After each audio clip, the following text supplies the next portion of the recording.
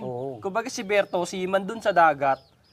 Si kumpare niya, Seaman seaman sa lupa. O yun, oo. Nasisid Be, sila. sumisisid din nasa lupa. Totoo yun.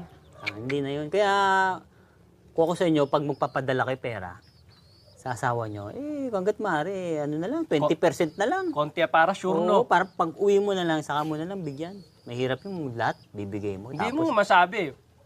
Ikaw, matino kang seaman. May iwan mo. Asawa mo, hindi matino. Mahirap yung Minsan, pare. matino yung si kumare. Umaamo naman. na nga yung aso kay pare. Ah, Yun ang pinakamahirap doon. pinapakain na, no? Oo, tapos ikaw pag uwi mo hindi ka nakilala ng aso. May ganun pala, no? Oo. Hirap pala yan. Kasi yun, sa araw-araw na pagpapakain, umamo na sa kanya. Kaya pala. Pero after nung kumain ng aso, siya naman kakain.